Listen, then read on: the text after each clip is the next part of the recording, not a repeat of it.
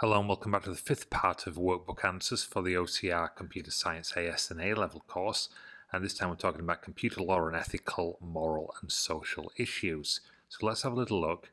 As I say, this is part 5. We should have covered by now the first 4 parts, as you can see here, but we're doing part 5 and we're going to be talking about computer law, ethical, moral and social issues. Okay. So we've got a series of questions, not as many as the other chapters. We've got some 2 marks, 3 marks and some 4 mark questions in here. Okay, so first of all, before I go through these questions, I want to talk a little bit about computer law. So computer law, also known as cyber law or information technology law, is a field of law that deals with legal issues relating to the use of computers, the internet and technology. It covers a wide range of topics including privacy, intellectual property, cybercrime and electronic commerce.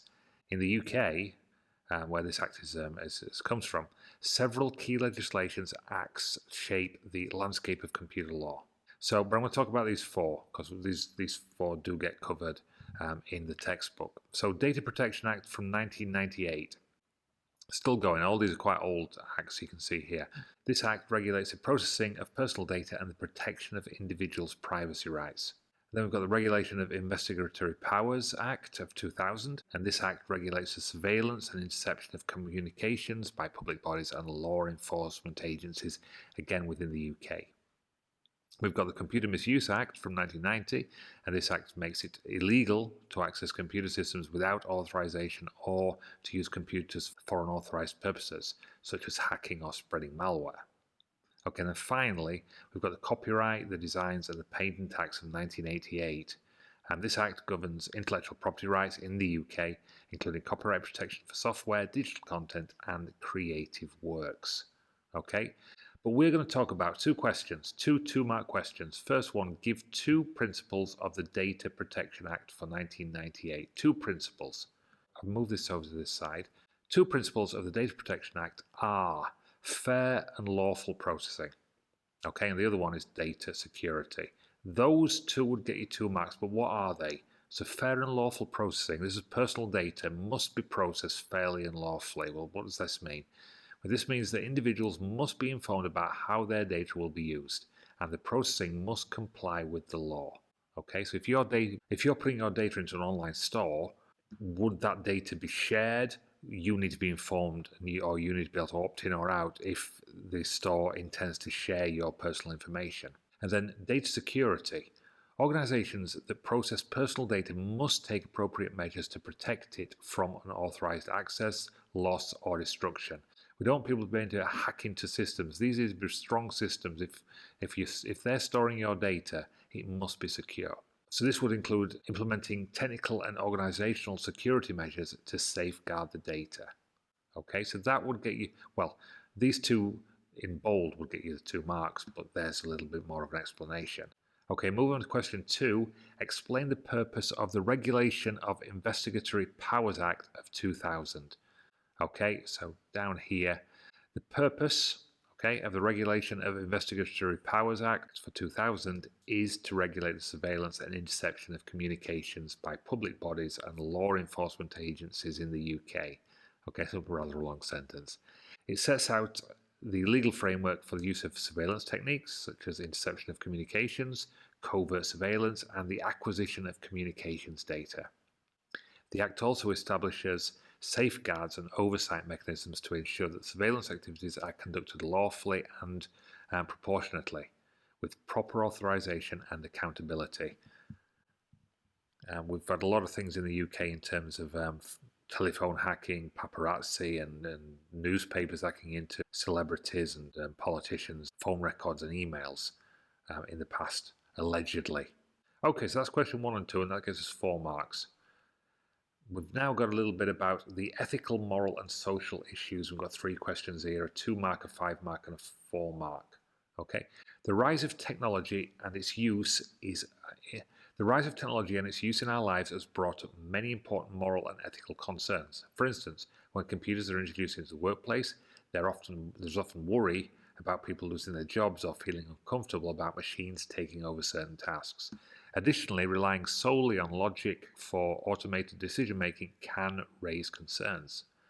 Obviously, AI, this is another big issue. which spark fears about computers becoming too smart or gaining something like a conscience, which could pose a risk. If you've watched films like The Matrix or Terminator, that's what we're talking about. Sort of machines becoming self-aware, becoming conscious. Environmental concerns are also significant as computers contain toxic materials that need careful handling and disposal to prevent soil contamination and harm to food systems and water supplies. The accessibility of online content in other areas of debate. Some argue for more censorship to protect people, while others see it as a violation of human rights. The use of computers for monitoring behavior raises questions about privacy and the potential for a nanny state that infringes on rights. Data mining, where organizations analyze vast amounts of personal information, is controversial due to concerns about privacy and security. And lastly, there's the issue of piracy, where some people pirate entertainment products due to high prices, leading to debates about fair pricing and intellectual property rights. So that's all about the ethical, moral, and social issues. But we've got question 3. State 2 benefits and 1 drawback to the workers of introducing computers into the workplace. Okay, for 2 marks. So the benefits would be, and again, because it's saying state, we just need these in bold. So benefits would be increased efficiency, also access to information, and a drawback, if we chose one of these, job displacement, unease about skills. Okay, I'm looking in particular here about robots in a factory for making cars. This has been around for years. Obviously, they're a lot more efficient and they can work 24 hours. And they don't need feeding, they just need an electricity supply. Okay, so let's go into a little bit more detail about this. So increased efficiency. Computers can automate repetitive tasks, allowing workers to focus on more complex and creative aspects of their job. And access to information. Computers provide easy access to vast amounts of information, aiding workers in research, problem solving, and decision making. So there's a couple of benefits there. But drawbacks, again, there's this sort of fear factor. Job displacement. There's a fear among workers about automation through computers may lead to job loss or downsizing of a company, especially for tasks that can be easily automated. And then unease about skills. Some workers may feel uncomfortable or anxious about using computers, particularly if they lack the necessary skills or training, leading to resistance or decreased productivity. But it's a state, so we only need these bits here. Okay, question 4. Explain what is meant by artificial intelligence and why some people believe it is a risk. And this is a big one, this one. 5 marks. Artificial intelligence refers to the development of computer systems that can perform tasks that typically require human intelligence, such as learning, problem solving, and decision making. Some people believe, though, that AI is a risk because, and these are 2 factors here. Loss of control. As AI systems become more advanced, there's concern that they may surpass human intelligence, again, a little bit like the Terminator, and become difficult to control, potentially leading to unforeseen, you remember the film I, Robot, potentially leading to unforeseen consequences or misuse. And then ethical concerns, debate about the ethical implications of AI, such as issues related to privacy, bias in decision-making algorithms, and the potential for AI to be used for harmful purposes like autonomous weapons or surveillance.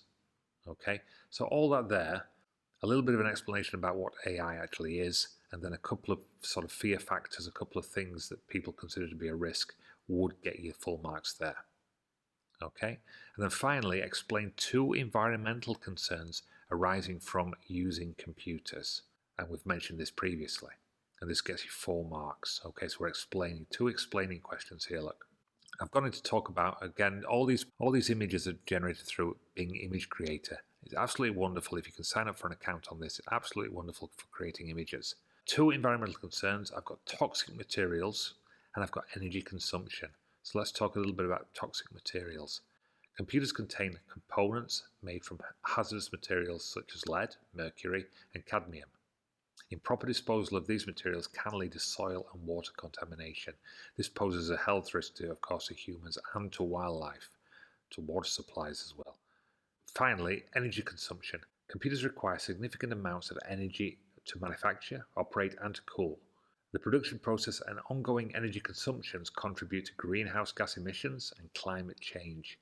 Additionally, Inefficient use of energy by computers can lead to unnecessary resource consumption and environmental impact. Okay. Obviously, burning fossil fuels to produce electricity to power these computers does pose a significant problem. But that is it. That's the 5 questions from this final topic. So thank you very much indeed for watching. I'm going to cover the exam questions that have been put in there. Okay, so thank you very much and bye for now. Please continue to ask questions, leave your comments, hit notifications, and please subscribe. And finally, if you wish to buy me a coffee, I'd be truly grateful. Please visit buymeacoffee.com/learning zone. Thank you very much indeed. See you next time. Bye for now.